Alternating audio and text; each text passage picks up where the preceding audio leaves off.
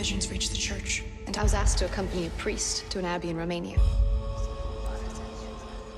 The abbey has a long history. Not all good. You were shooting in a castle in Transylvania. Like, did anything eerie, spooky, icky happen while you were shooting? Not to me. I think Corin, our director, may have seen some, like, the spirits of some Romanian soldiers, but luckily I didn't experience that, and I'm very okay with that. And I think it's only because he was hoping to get those. He was definitely more open to it than we were. Absolutely. He was, he was calling those things, and I was actually calling them off. I just didn't want that near me, and I was lucky to be playing Father Burke, so that worked really nicely. Because you had to be in your element. I had to be gone. Exactly. He has immunity. Father Burke, nothing touches him. I had to be a superhero. I was kind of jealous. I didn't have that immunity.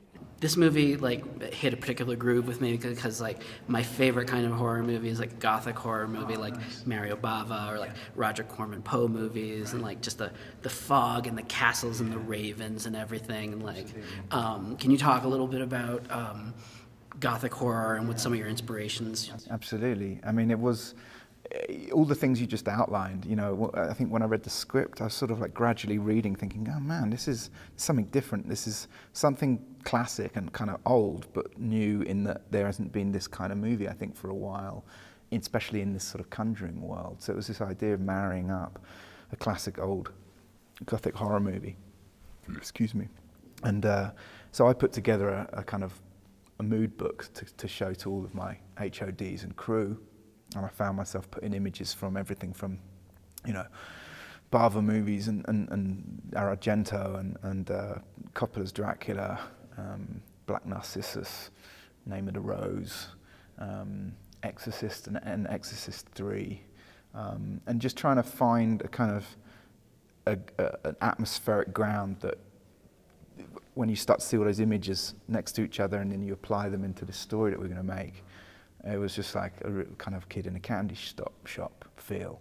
And it felt like that when we were shooting, actually, because on our first day, we were shooting in Transylvania, outside a real Gothic castle. I got Demian Bichir and Taissa Farmiga and Jonas Bluquet and their characters for the first time. We had to shoot out a sequence when they sort of first walked on set, and it's when they're walking at the grounds of the castle, and there's fog being pumped in, and there's 1,000 crosses, and I just sort of was like, well, we're doing this, we're actually making a Gothic horror movie in Transylvania, and it just felt like, I suddenly was like, oh, this is really, I'm really feel honoured to be able to do this, because it's quite, to come by a script and a certain budget and in the Conjuring Universe, and James Wan's, following on from a movie that he's made, written by Gary Doberman, it was a really unique opportunity and experience.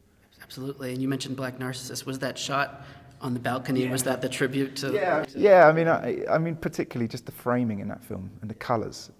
I wanted to make this film rich and colourful, and it had with Black Narcissus, this is such, and the backdrops and everything. I mean, they're hand sort of painted, and whilst I didn't have a scenic hand paint, we did try and create frames with Maxime Alexandre, my DOP, that had that sort of overall, hopefully anyway, rich atmosphere and composition. And yeah. Did the practical model work in the movie as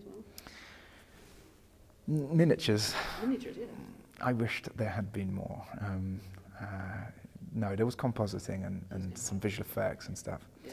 But yeah, I did want to do a full-on castle miniature. Yeah. But we shot the castle for real. We used drones, and then we created the surrounds. Mm-hmm. So, yeah. You guys get run through the ringer in this movie. There's blood and water and getting buried, thrown everywhere. Was there something that was particularly grueling that you had to do? Actually, there was one particular day that I had to wear this wetsuit to go into the water, but they asked me to wear the suit way early. And if the only way a wetsuit works is if you're in touch with the water. So I was boiling, waiting outside, and I swear to God, it was raining inside of me. That was not cool.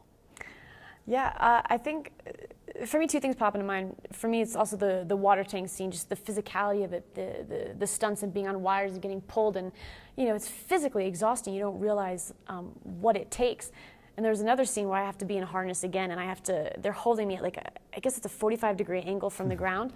I didn't realize what a core workout that was, and how I realized I am not as strong as I think, and I really need to work out more. It's kind of embarrassing. It was really tired. It was really exhausting.